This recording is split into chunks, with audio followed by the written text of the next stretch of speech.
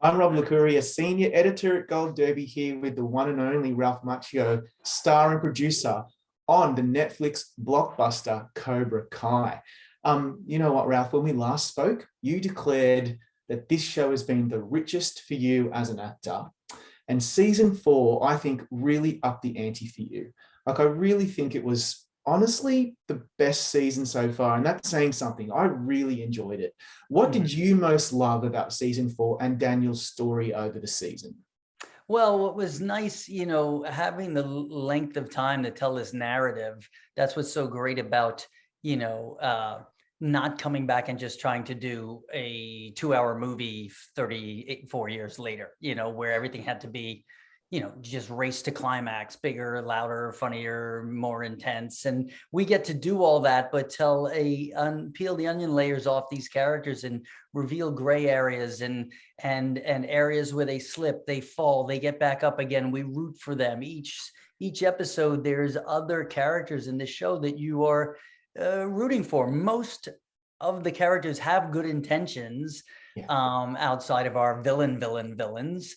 But for Daniel LaRusso, season 4 was, the conflict with his daughter, dealing with trying to work with Johnny Lawrence. So it added a great amount of comedy up front with these two guys that are trying to do the right things by the kids, but can't get out of their own way.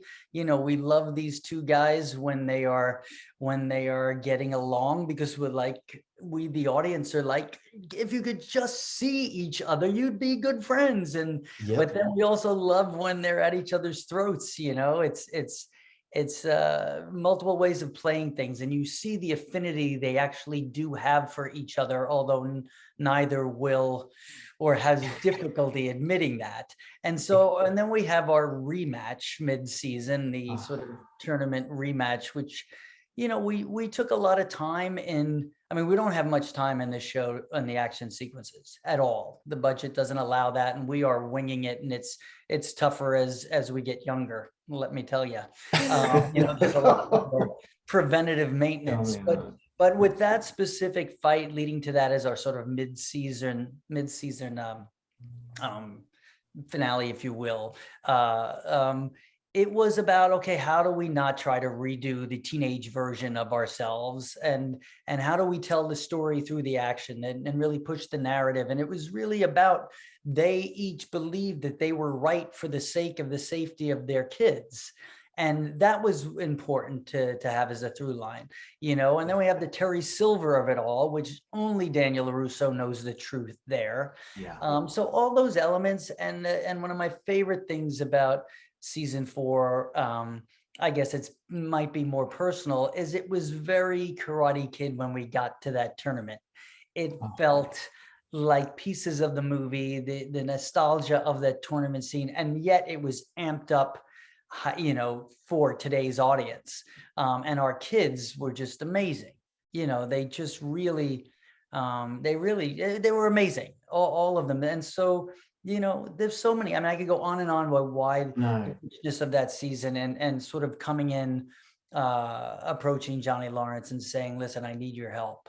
We have to put this crap aside, and we got to do what's right. We both want what's right, even though we don't always agree. And then, the Robbie of it all, the Samantha of it all. There's so much. Let's do a bit of a dive. So, because this show can operate in a space that's, quite comical and can be very lighthearted, and there's a lot of action, but I reckon there's actually a lot of depth. I really do. And one of the deeper parts of the show is that dynamic between Daniel and Johnny. They're not just frenemies, right? To me, they're yin and yang. At the beginning of season 4, like, Johnny revs up the crew with inspiring words of wisdom. That's Daniel, and Johnny is just, will kick their asses until they shit themselves. But they come to blows midway, as you mentioned, but at the end, they're back to working together because they have to. They're stronger together. And I think that's actually something that I really appreciate. We all have people like that in our lives.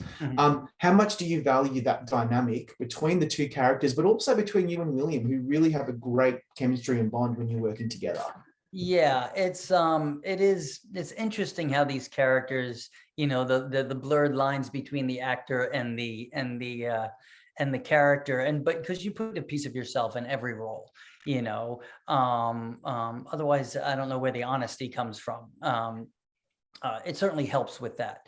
And with Billy and I, we, one of our favorite scenes early in season 4 is when we, in episode 2, I believe it is. Oh no, the end of episode 401, when they give it their best shot. The Miyagi-isms of Daniel and the Zen theory of defense only, and Johnny, is juxtaposed to that.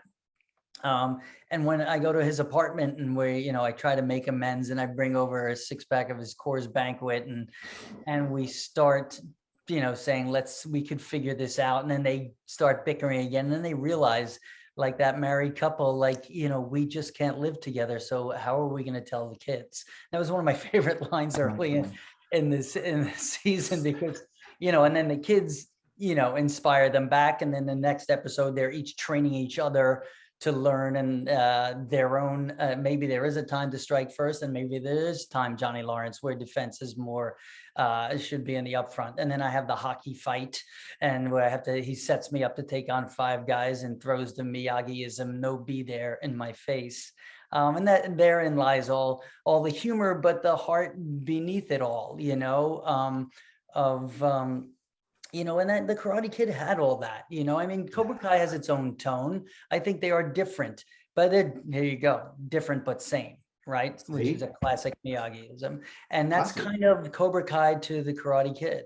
It never loses sight of that source material. And sometimes, listen, and the boundaries get pushed in Cobra Kai because it gets bigger. And now the infusion of Terry Silver, and you get to that Karate Kid Part 3 kind of cartoon element where these characters is so bigger than life, and the fights become just, the concept of the San Fernando Valley being so sacred that there's no place else to move. Like I always joke that Ralph would probably say, you know what? I think I'm going to take up another sport and move about 100 miles. It's really easy. Everything. It's really easy. We can fix this. But that's what's so much fun about the show. And that's right. And so I don't know if I answered your question exactly. You did. But those are pieces. So when I'm thinking about the season as a whole, because I think last season was about redemption, and there's a few running themes. I think for season 4, for me as a viewer, it was about that theme, acceptance of each other's differences, working together, and so forth. But also, there's 2 other narratives that I thought were really effective. One of them being father figures, the importance of them or lack thereof in our lives. So there's so many examples, like Johnny, Miguel and Daniel, they have absent fathers. Johnny and Miguel have a bond. It's an honest and emotionally intelligent. Daniel breaks the iPad when Anthony, is acting up. Johnny and Robbie, Miguel going to Mexico. There's so many. So I would love to know what your thoughts are on that, because that affects us all in very profound ways when we're watching this. Yeah. What about you? I listened. When you think of what the source was of the original Karate Kid, it was a surrogate father son. It was a boy navigating life, fish out of water, and who comes into play is the human Yoda. Every teenager wants as they're trying to navigate those waters. And so it is a father and son, big father and son element. And the fact that John, Josh, and Hayden, our creators of Cobra Kai, have always been grounded in the father and son element. That was one of the things in the initial pitch from those guys to me. You got to think of them. They have to come to me and pitch me a show called Cobra Kai about redeeming Johnny Lawrence's character, and have to somehow make me say, okay, let's continue talking. And part of that was, a decent amount of that was the importance of Miyagi woven throughout the series, but also was the Robbie character, the Miguel character, who was described as the millennial Daniel LaRusso, and how Daniel was training Robbie, and who's Johnny's son, and that gets found out later. All that stuff I started to see the longevity and the depth and the layers and the multi-generational storytelling, which is what makes Cobra Kai, special, I think, and it is at the heart of zaniness of the karate wars in the San Fernando Valley. Some beautiful scenes with all those characters, with me and Samantha, and dealing with her needing to find her own way, and me being too overprotective, and forgetting one of Miyagi's great lessons is, once you get strong roots and you find your own way, and you have to allow that to happen. And another scene with Robbie at the tournament when I said never put passion before principle, even when, whatever that, I don't remember. I should know these like fortune cookie phrases. It was a while ago. But I get to say that and throw that. And that was a really strong sequence, as well as Billy and Miguel and Johnny, Miguel and Johnny. And when he calls him, Robbie, it's heartbreaking for the kid, for Miguel's character. And then the coming together of Johnny and Robbie that we've been waiting for. So this season really, is one of the richer seasons on all those deeper dramatic elements, and yet some of the funniest stuff peppered throughout.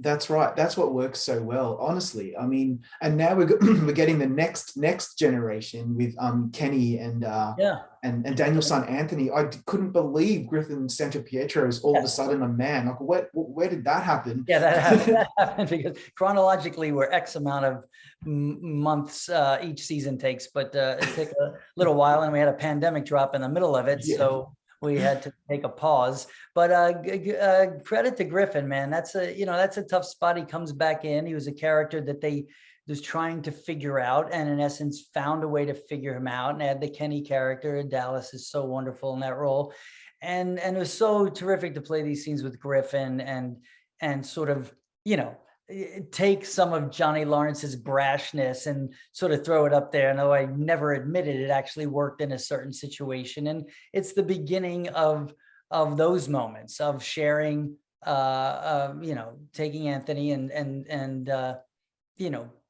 sort of trying to set him straight. And in the process, as we do as parents, because I've raised both my kids, they're in their, mid-late 20s. It's not seasonal. You're always a parent, and you slip and you fall, and it's a tough job as a parent. You skin your knees and you fail at times, but you're, even when your intentions are good, and those are all elements that we put into the show, and I think it's important. That's what makes it so relatable as a parent myself. Like, there's so much that I can tap into as a kid, as growing up as a man, as a parent. And that's what I think the show becomes so popular. The other through narrative for me was how the show is always banked on its nostalgia. That's what draws you in. But the show contemplates the battle between letting go of the past and honoring it. And so you've got Johnny and Daniel setting aside their ongoing rivalry. You've got Kreese and Terry, Robbie and Kenny, even Tori and Mrs. LaRusso. Right. She wants to give her a wake-up call to change course. Like, that's really deep. What do you think about that? Yeah, that's a great question. That's a great acknowledgement. It's and question. I think, those were, I had that nice scene with Courtney, who plays Amanda, when she sees a bit of herself in this girl, Tori, who is the nemesis, antagonist, her own daughter. Her daughter tried to kill her and maimed her. So it's really, sometimes we have these conversations as actors with the guys as they're writing this stuff, and we're trying to make real sense out of, okay, would we go to that place, and how to get to that place, and navigate through it. With our show, we have so many, now they've broadened this cast so much. We only have so much real estate to cover everyone's storyline. So sometimes we wind up skipping through stuff maybe quicker than I think would necessarily be the case. So that really takes a decent amount of work and focus on how to be true to those dramatic moments, whether it's within a comedic storyline or a serious storyline, and be true to the characters. And it's like in that scene in the kitchen when I say to Courtney, she's got a point here. Why are you talking to this kid? What is this about? I've had that conversation. And then she he learned something about his wife that he never knew, that she sort of kept it down. And those are now areas that, like I said at the beginning of our call, if this was a major motion picture at 2 hours and 7 minutes, we'd never get to touch on that stuff. So that's the beauty of this sort of 5-hour movie every season, kind of. Yeah, it's brilliant. When I do speak to John, Josh, and Hayden, I'll congratulate them on the casting genius of bringing on, the Terry Silver character. Like, that's just gold. It reminds me that when Courtney says to you, I think it's in episode 5, are there any other Cobra Kais that will come out of the woodwork and destroy our lives? I just thought that was brilliant. Maybe. Maybe. Yeah. So who knows where we're headed? Have you finished production on season 5 already? Is that in post?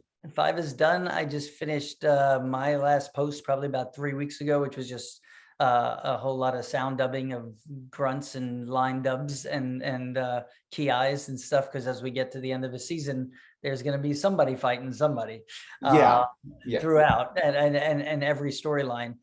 So yeah, I think they're at the putting the final touches and the music and all that stuff. And we have a release date, September 9th. Yeah, already. Which is a little bit of an early Christmas present, we like to call it.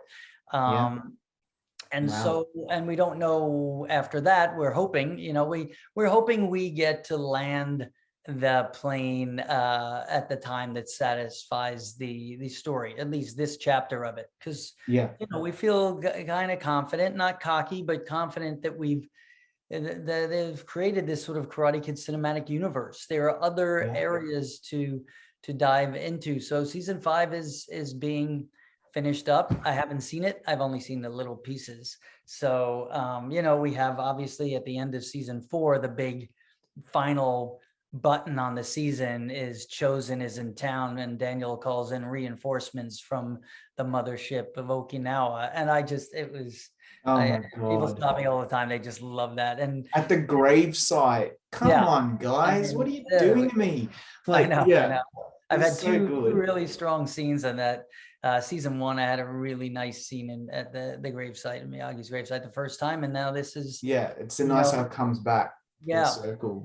And then character, it's such an interesting character that he's, that was more season 3 certainly, but it propels the story. It propelled Daniel Russo to maybe look at Johnny Lawrence a different way, that he sees Chosen has redeemed himself and has remorse for how he's acted. So maybe someone can change, so these guys do a great job of threading all that stuff throughout, and it helps me as an actor dive deeper into all of that, not only from the comedic side, but the dramatic side and then the action side as well, because they're certainly not making us kick less. No, that's right. I can't imagine how much physio and chiropractic and massages you all need after a season. Trust me, at my age, I do my back out going up the stairs. Right. So the final question is, and what I will congratulate the showrunners on, particularly Josh Heald as the director, is those last 2 episodes were just dynamite. I did not see that coming. I didn't think we were going to get another All Valley tournament over 2 episodes. My favorite character is Hawk, and just to have him, just him really come to the fore with Dimitri, I just thought that was brilliant. What did you think of the final 2 episodes? Because they were just so much fun. Yeah, listen. It was tough to shoot. Josh did a great job. And Josh started directing sort of on this show, and he's made some of my favorite episodes have been directed by him, and like I alluded to, season 1, episode 5, the sort of Miyagi graveside and Daniel putting the headband on. It was such a big, it's one of the more popular episodes in the series. And then you jump forward to this monster when we get to the end of our season, and we're totally out of budget money. We're all over, and they're cutting days, and we're all masked and shielded and dealing with COVID with the crowds. And he had, it's like Kenny's looking this way at Tori sees Sam this way. We got Amanda, she's telling it. Vanessa, meaning Carmen, is dealing with this story. We got Miguel from here. We have Daniel and Robbie, and we have to get that. He did a wonderful job, all that stuff, and the assistant directors and the cinematographer.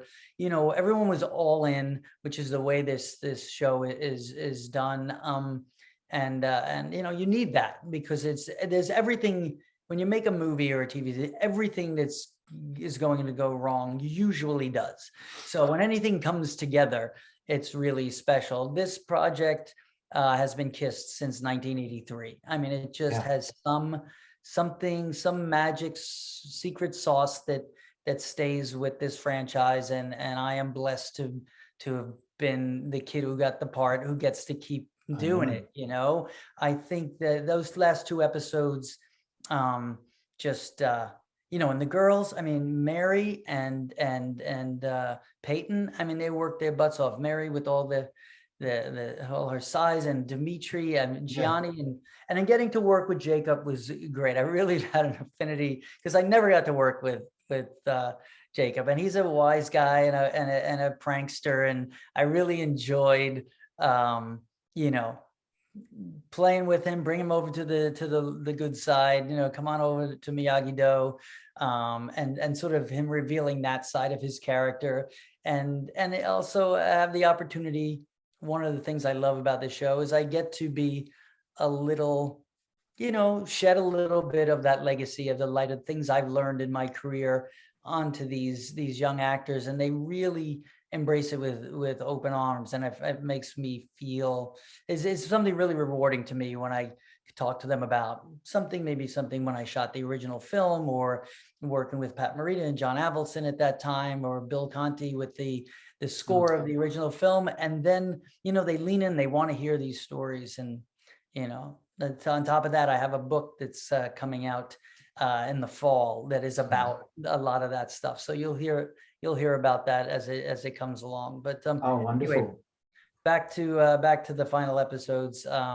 Just kick butt, martial arts, fun, mega music from Zach and Leo, just kicking it up, and then the ending that you don't want but you need.